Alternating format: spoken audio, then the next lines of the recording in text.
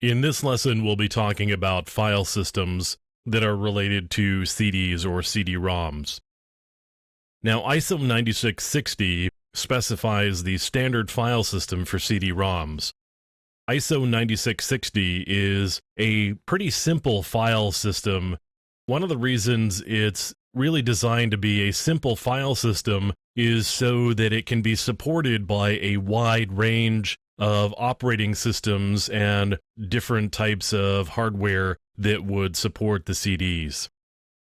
Now, ISO 9660 is the standard, but of course, different operating systems sometimes have extensions to the CD-ROM standard or the ISO 9660 standard. So, for example, Microsoft has the Joliet file system, and that supports files a little bit differently than ISO 9660. So ISO 9660 has an 8.3 format for file names, which is one of the reasons why the Joliet extensions are sort of popular, because Joliet supports long file names. ISO 9660 says you must have 8 characters for the file name and 3 characters for the file extension, and there would be a period separating those 8 characters and those 3 characters. So that's a limitation with ISO 9660, which is one we're less familiar with these days because modern operating systems support long file names. Now, if you want to look up a file in a CD-ROM file system, you probably need to go to the path table, and by you, I don't mean the user. I mean the operating system. When the operating system is looking for a file on a CD-ROM file system, they need to go to the path table. And you can see a description of the path table here, where we've got a length of the directory identifier, extended attribute record length, and then the location of the file. And then we have the directory number of parent directory, and then we have the directory identifier. So we've got the path table, which would need to be traversed in order to find a file. Eventually, though, you'll need a directory record in order to locate any file on the CD-ROM. So here's what a directory entry would look like. And you see all of the different fields here that would be involved in storing information about directories.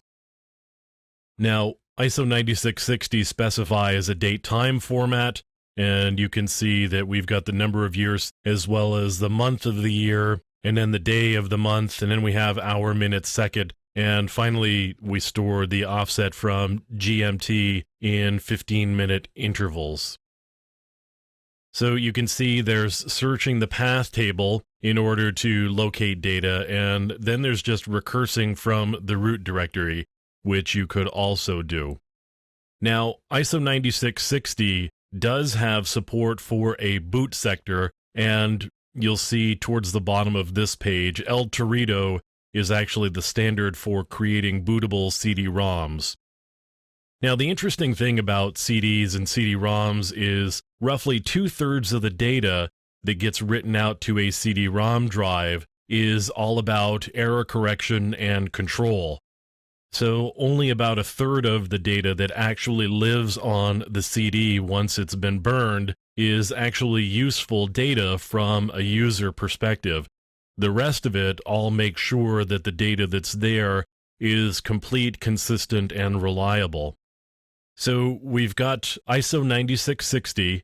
There's also the Joliet file system, which is something that Microsoft uses, which is a pretty common one, actually, that you will see used. And sometimes it's kind of a hybrid where there's ISO 9660 with Joliet on top of it. So depending on what operating system you are using, you'll either pick up the ISO 9660 component or you'll pick up the Joliet component. So those are a couple of the types of file systems that you will run across on CD-ROMs.